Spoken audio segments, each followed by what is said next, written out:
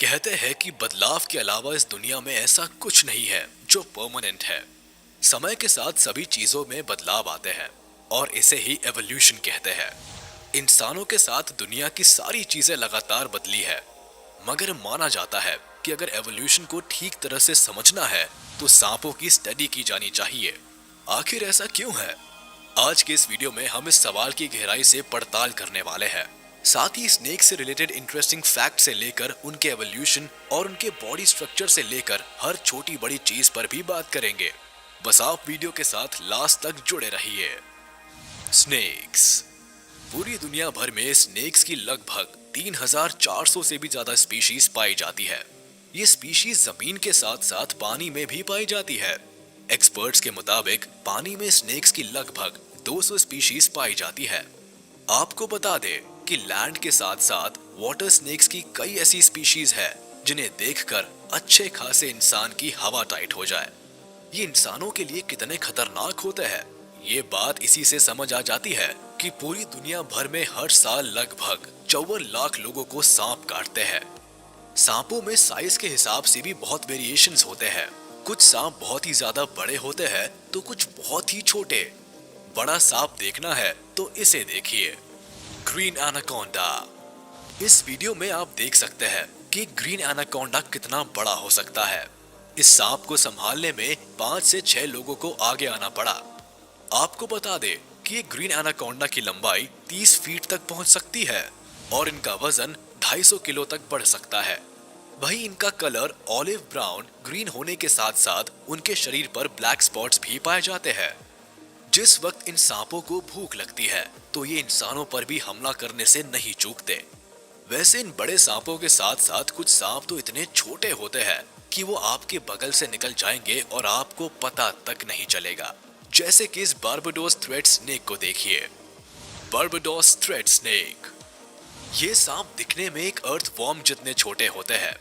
एक छोटे से धागे की तरह दिखने वाले ये सांप बारबाडोस के कैरिबियन आइलैंड में पाए जाते हैं। वहीं इन सांपों की लंबाई 10.4 सेंटीमीटर तक बढ़ सकती है और इनका वजन 0.6 किलो तक बढ़ सकता है। इन नन्हे सांपों को खाने में चींटियां और दीमक काफी ज्यादा पसंद होते हैं। आपने सबसे बड़े और सबसे छोटे स्नेक्स तो देख लिए, लेकिन क्या आपने कभी सोचा है कि आखिर इन सांपों का ओरिजिन कहां और कैसे हुआ होगा? Origin of snakes. कई सारे फैक्ट्स और रिसर्च से पता चलता है कि आज से लगभग 100 से 150 मिलियन ईयर्स पहले स्नेक्स के एवोल्यूशन की शुरुआत लिजर्ड से शुरू हुई थी।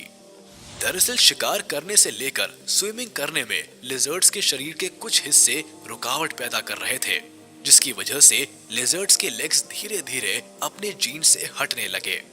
यानी इनकी आने वाली पीढ़ी बिना लेग्स के पैदा होने लगी और उसके बाद से ये सिलसिला चल पड़ा। इस प्रोसेस के चलते ही लिजर्ड्स ने स्नेक्स का रूप ले लिया। अपने लिम्स के हटने के बाद स्नेक्स को ईल की तरह तेज रफ्तार से स्विमिंग करने के साथ साथ कई तरह के फायदे हुए। इन सब बातों को ध्यान में रखकर हम कह सकते हैं कि मॉडर्न लिजर्ड्स भी लगातार इवॉल्व करती रही तो एक समय बाद वो भी सांप में बदल सकती है।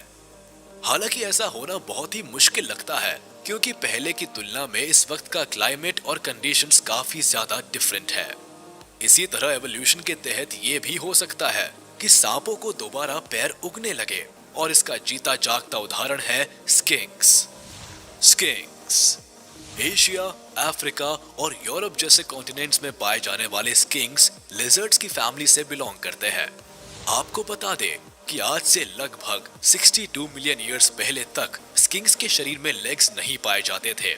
यानी ये लिजर्ड से सांप में पूरी तरह से इवॉल्व हो चुके थे, मगर क्लाइमेट चेंज और दूसरे कारणों के चलते इनके लेग्स रीग्रो होने लगे। यानी ये री इवॉल्व होने लगे और दोबारा से लिजर्ड में बदलने लगे। री इवॉल्व होते ही इनकी बॉडी के बदलाव के साथ साथ इनकी रफ्तार भी काफी तेज हो गई और स्किंक्स पहले की तुलना में ज्यादा अच्छे शिकारी भी बन गए। मतलब साफ है कि अगर स्किंक्स अपने लेग्स को रीग्रो करके इवॉल्व हो सकते हैं तो सांप भी आने वाले समय में अपनी जरूरत के मुताबिक लेग्स को रीग्रो कर सकते हैं। आपको बता दें कि लिजर्ड्स में सोनिक हेजहॉग नाम का जीन पाया जाता है। लिजर्ड्स अपने इस जीन को ऑन या ऑफ मोड पर डाल सकती है। यानी अगर लिजर्ड्स को ऐसा लगता है कि उन्हें लेग्स के साथ सरवाइव करने में दिक्कत हो रही है, तो जरूरत महसूस होने पर वो सोनिक हेजहॉग जीन को ऑफ कर देती है, जिससे उनकी आने वाली पीढ़ी बिना लेग्स के जन्म लेती है। वहीं अगर लिजर्ड्स को लगता है कि वो लेग्स के साथ सरवाइव कर सकती है, तो उनका ये जीन ऑन रहता है और आने वाली पीढ़ी के भी लेग्स निकलते रहते हैं। हालांकि लिजर्ड्स इन जीन को ऑन या ऑफ किसी भी मोड पर रखे, लेकिन ये जीन इनके अंदर इनबिल्ट रहता ही है। अपनी इन्हीं खूबियों की वजह से लिजर्ड्स लंबे समय से अपना अस्तित्व बचाए हुए हैं, वरना डायनासोर्स आए और चले गए, पर लिजर्ड्स आज भी अस्तित्व में हैं। दुनिया भर में पाए जाने वाले सभी क्रिएचर्स में स्नेक्स की बॉडी एकदम परफेक्ट कही जाती है। ऐसा इसलिए क्योंकि ये क्रिएचर जमीन पर रेंगने के साथ साथ वर्टिकल यानी खड़ी चढ़ाई भी चढ़ सकते हैं, जैसे कि ब्राउन स्नेक। जी हाँ, एक ब्राउन स्नेक एक वर्टिकल प्लेस पर बहुत ही आसानी से चढ़ सकता है। दरअसल ये स्नेक्स किसी भी पोल या पेड़ के आसपास अपनी पूंछ को लपेट लेते हैं। खुद के शिकार को इस तरह लपेटने के बाद से ये स्नेक धीमे रफ्तार से पेड़ या पोल पर बहुत ही आसानी से चढ़ सकते हैं। आपको बता दें कि सांपों का पूरा शरीर मसल से बना होता है और इनके पेट यानी बेली पर स्केल्स यानी खांचे बने होते हैं। इन्हीं खांचों की वजह से ये सांप किसी भी सतह पर अपनी पकड़ बहुत ही आसानी से बना सकते हैं। हम कह सकते हैं कि मसल्स इनके शरीर को मजबूती प्रदान करती है और स्केल्स किसी भी सतह पर ग्रिप बनाने में मदद करते हैं। इसी दूसरे सांप की सीधी चढ़ाई जैसे सीढ़ियों पर भी आसानी से चल सकते हैं और लोगों के घरों में घुसना तो इनके लिए आम बात है। इसी वजह से रेंगने वाले ये जीव काफी ज्यादा खतरनाक माने जाते हैं। Snake climbing on stairs. वैसे जमीन के ऊपर रहने के साथ साथ सांप जमीन के नीचे यानी रेत और गड्ढों में रहकर भी अपना समय गुजार सकते हैं। Snake hiding underground. वैसे सांप जमीन के अंदर रहने के साथ साथ रेगिस्तान की गर्म सैंड में छिपकर भी सरवाइव करने के लिए जाने जाते हैं। Snakes living inside sand. इतना ही नहीं, दूसरे जानवरों से अलग कुछ सांप तो हवा में उड़ भी सकते हैं। Paradise snacks.